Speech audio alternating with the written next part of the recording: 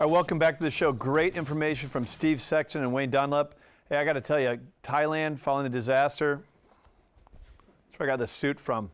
So I recommend going out there to save money on your suits as well. Another thing you can do, they mentioned if you're traveling the world and you are going to rent your house out, you know some of the big names.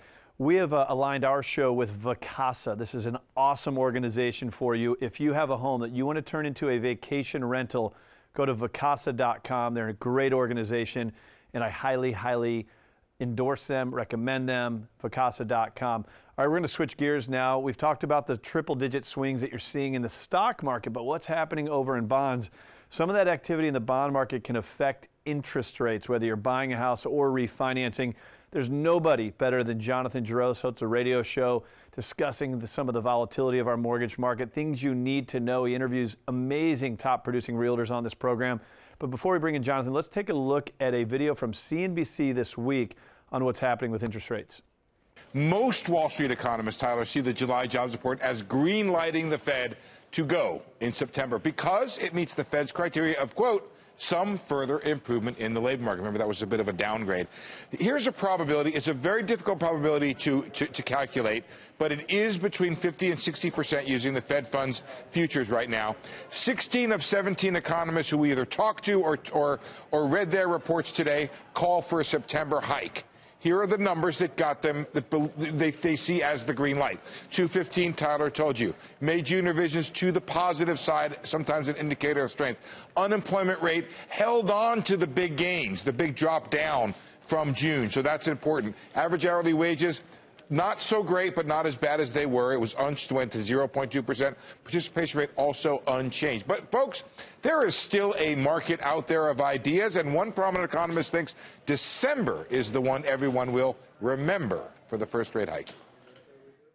We look at where the center of the committee is, where the leadership is, that their baseline has been a December hike as of the June meeting and some of the speeches in early July. And we haven't really seen anything either in the data or in the communication that has changed that. And Tyler, here's the question. With September baked in for so many people, there's now the speculative discussion of will there be one rate hike this year or two? Because we never run out of things to debate.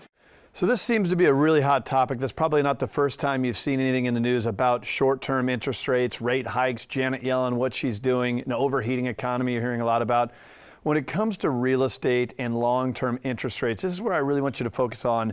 And there's nobody better to help us with this than Jonathan Jerotz. He's in the top 1% nationwide of mortgage originators, hosts his own radio show on KCBQ on Wednesday nights. JJ, good to have you in here. Hey, nice to be here. Thank you. All right, man. So, I mean, that's a big CNBC video. That's a national story. Bring it home. Help us understand here in San Diego what that means to the real estate environment. Yeah, well, I think it's a big topic, and I think it's something that people have to pay attention to. I mean, if you're refinancing your home or looking to buy, what does that mean to you? What does it mean to the consumer? And it means that interest rates are going to go up most likely. I mean, you have to prepare for that. Now, this week's been very interesting. We've had China devaluing their currency.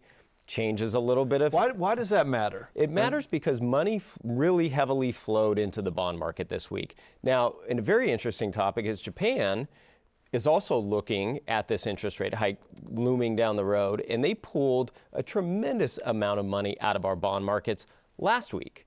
And it didn't really fluctuate things too much, but you need to pay attention to the worldwide economy. Now, we'll see. I think the Chinese thing is going to be a quick denominator and everything. I think that's going to go away pretty quickly. We have to pay attention to interest rate hikes. And what does that mean? The cost of your home, the cost of the money is going to go up. And we've been talking about interest rates going up for a couple of years now. Right. I've been wrong for, I think, 3 years straight.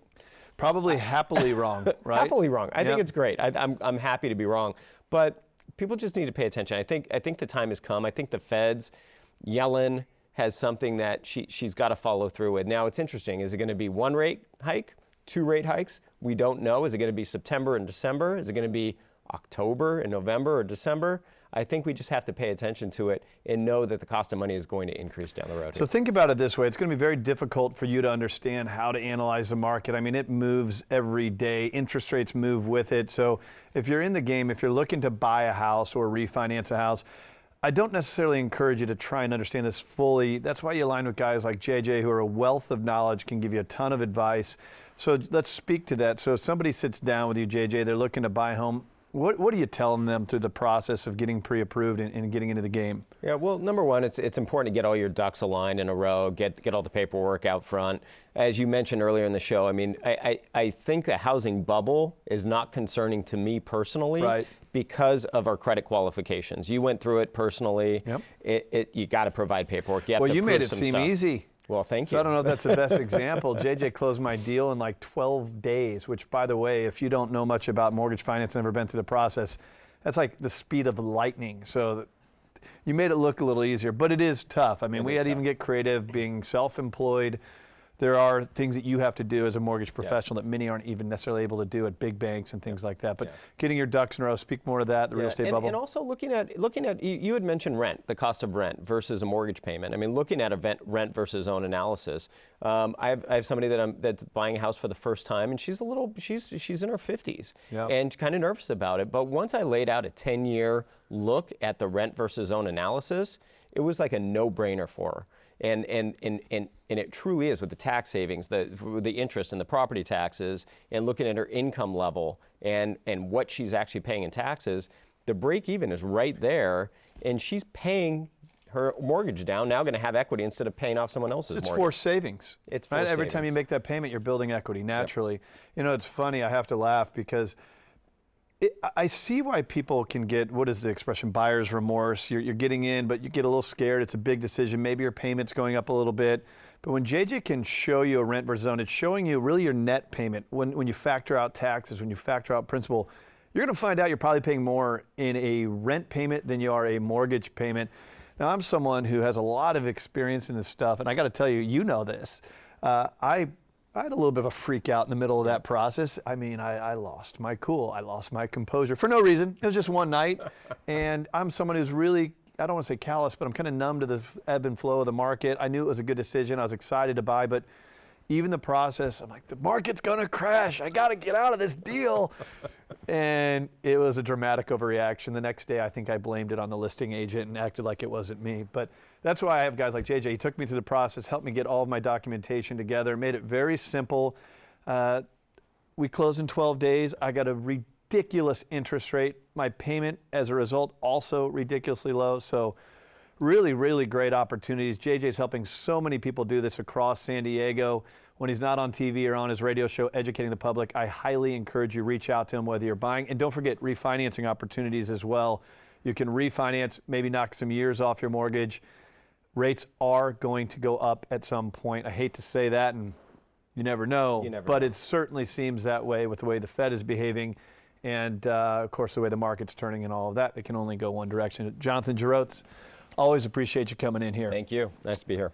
Earlier this week, we went out into the marketplace and we spoke with a financial guru, David Reyes with Reyes Financial Architecture. I've known David for years. This guy is a wealth of knowledge, no pun intended. He hosts a radio show. He's on KCBQ with me all the time. And you see him right here on The American Dream. He's going to help us understand what's happening in our marketplace. He's going to give you some really sound retirement advice. Let's go see what David Reyes had to say earlier this week.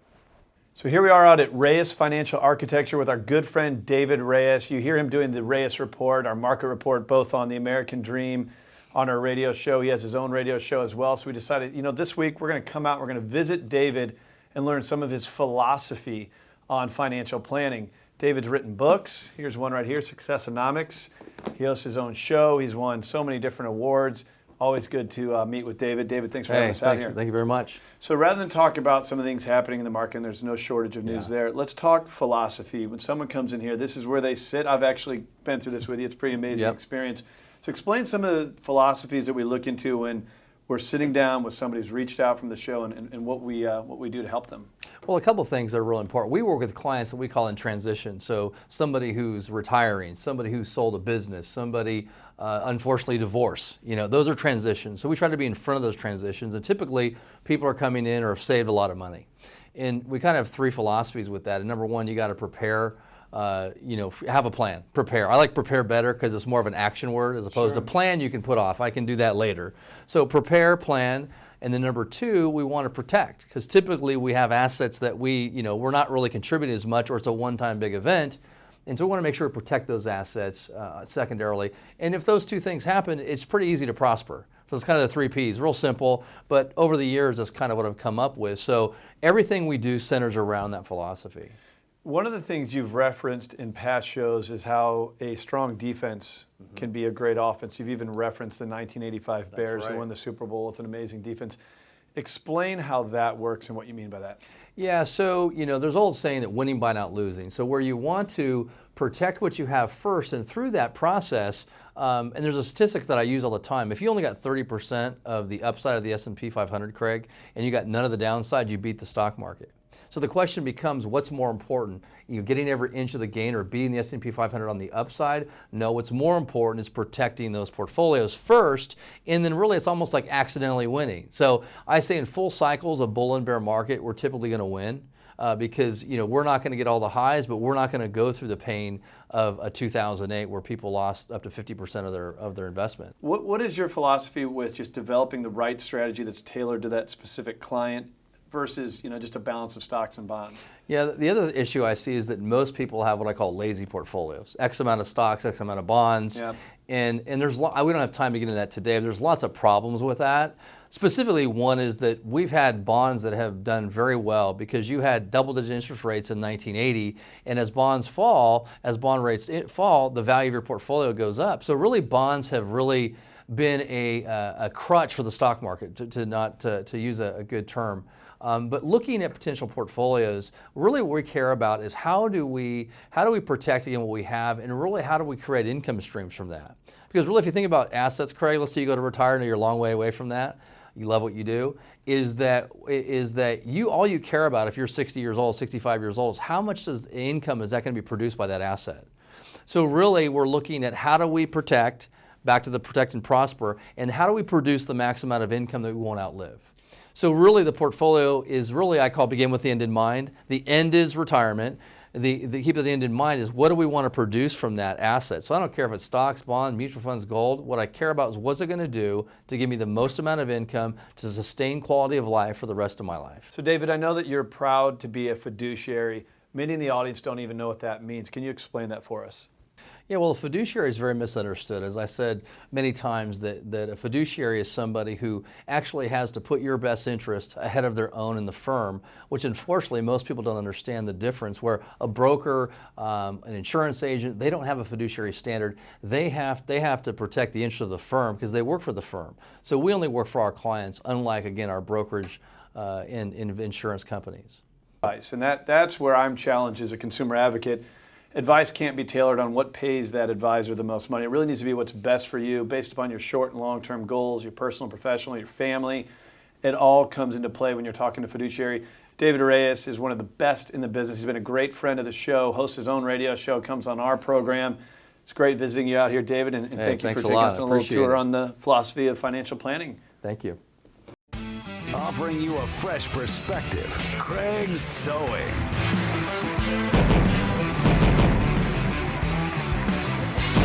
An author, a coach, a real estate and finance expert, and he's committed to teaching you how to win in any marketplace.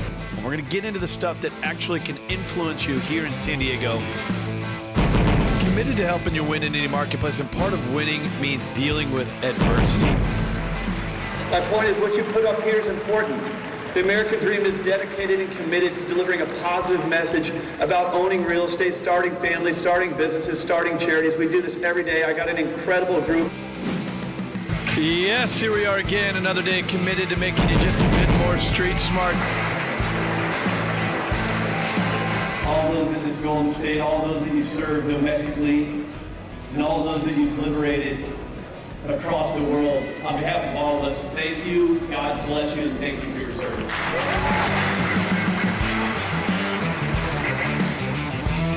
Unbiased perspective, different from those disconnected talking heads in the media. Craig Sewing.